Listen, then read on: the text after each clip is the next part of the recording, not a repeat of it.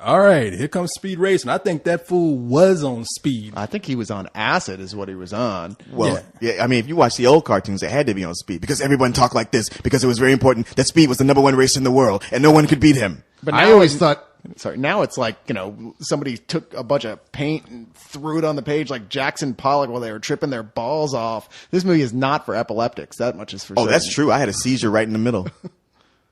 Oh, don't look at me. The joke's gone. Oh, well, I'm sorry. I didn't know that was a joke. I always had it back to it. Yeah, no. This movie is like watching your friend play a cool video game on a 50-inch screen, and they won't let you have the controller. Because I'm sitting up the whole time. I want to play. I want to play because it ain't no real story in there. Now, I think you're wrong. We'll get to that later. On. But I will say, I wish they had told me beforehand which drugs we were supposed to take to fully enter this Tron universe. Oh, clearly it was the red pill.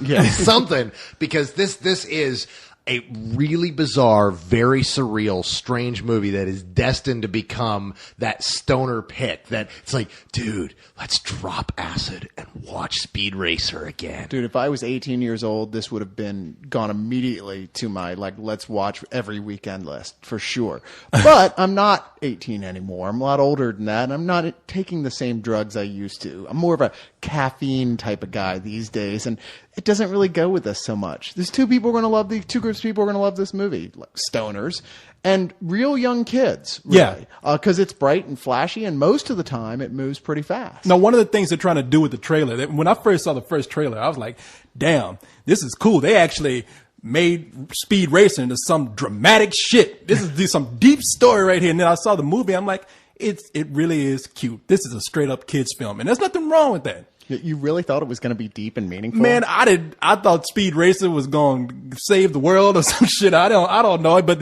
the story that they have in here is not really a concrete story because the way the narrative flows is very disjointed. Now, before we get too far into this, I don't know that much about Speed Racer. I came into this, we're recording right after the movie. Speed Racer is what, a 60s anime cartoon? Yeah. When it's like maybe the earliest 60s anime cartoon that got brought over to America. Was it before Astro Boy? Yeah. Okay. No, I take that back. No, Astro Boy was first. I'm sorry. Astro Boy, Gigantor, then Speed Racer. And then Speed Racer. But Speed Racer was the most popular. Yeah. And Clutch Cargo. That's not Japanese. Oh, it's not. I don't know. I don't know what the hell I'm talking about. Cyrus, shut up. Okay. Yeah, shutting up, sir. But and everybody's seen Speed Racer, but it was really one of those cartoons. You're right. I was watching it, and Speed Racer would go off. Hey, I gotta get in this race. I gotta wait. I was like, man, they're talking too fast for me. I can't keep up with this. Now here's the thing you need to know. Take the movie you just watched, condense that into half an hour, and that's an episode of Speed Racer. But take out some of the complex plot elements. That's what Speed Racer was every single episode. I would almost agree with you, but see, here's the thing. Like, nobody was more excited about this movie than me because Speed Racer is one of my all-time favorite cartoons I grew up watching all the time. I know. I don't want to interrupt you, but you said up there, what are these names you were telling me?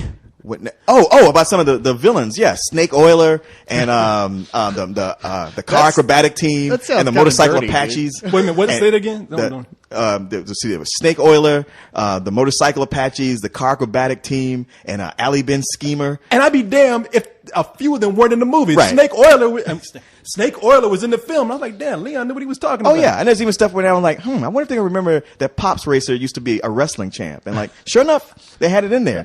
They caught plenty of the elements, except they missed like the main element to Speed Racer, and that is the speed. I'm not talking about the races. I'm talking about everything in between the races. How in a real cartoon, everybody talked fast, and there was a lot of action just in the talking. Everybody was very dramatic. Like everything that happened was just so important, happening right now. When you get to this movie, when it's not racing, everybody's talking really slow. It's all melodramatic, and it just slows to a crawl. I could have fell asleep in between the dialogue. The problem isn't even with the exposition, though. The exposition they do right. It's the exposition of montage. Everything's flying past you with people talking, lots of quick edits. It's actually kind of fun, but it's when they try to make it a family-friendly movie that it really falters. Everybody hugs everybody so much in this film. I started to think it was just because everybody wanted to squeeze up against Susan Sarandon's gigantic melons. I do. They're huge in this movie. My question to you guys is this: when you were driving home, did you guys get a case of the lead foot when you were driving? Did you? No. Anybody else? Because I know I hopped on my scooter and I took off, and it was, you know, and that set the dude. It was like, here comes Carlisle. He's a demon on wheels. He's going 35. It's a no one's going to beat me. But see, I did not get a case of the lead foot because they do not drive in this movie. They pretty much they spend more time up in the air than they do on the actual track. They do karate with cars in the air. That was the cartoon. No. Okay.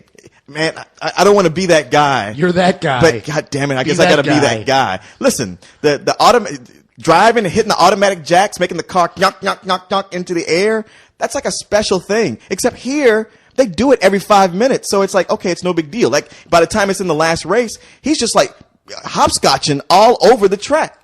And I guess have a big problem. I mean, I just got to face it. Maybe I'm just too old, but these all green screen CG movies just don't do it for me. I mean, whether it's Sky Captain or Star Wars or even Sin City, just because with the CG, there's just no weight and no real sense of consequence. So when all this action is happening, I'm just kind of like, all right, I'll just enjoy these colors until they finally get to the conclusion. Now, I feel that because for the first half of this movie, I felt that it was really hollow. There was no soul to it, that it really was just people surrounded by colors and a surreal experience.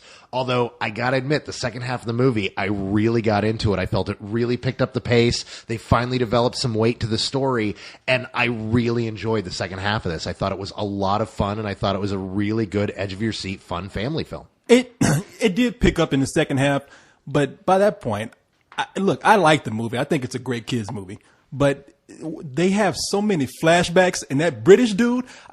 First of all, not even him. Everybody in this movie. Wait, what British dude? There were Australians, there were Brits, there were Germans. Well, the main bad guy. Yeah, the main bad guy. You know what I'm talking about. Yeah. But it's not even just him. Whenever somebody gave a speech, every time somebody gave a piece of dialogue, their head had to float past the screen. And every time they delivered some kind of speech or said something dramatic, they came from the left side and it was a new scene. They came from the right side, it was a new scene. And I just got really tired of those transitions. That whole movie is one long head transition to another. Yeah, but I don't see what the problem is with that, really. That's one of the things that works about it. What doesn't work is when they try to film things traditionally. That's the moments that slow down and you're like...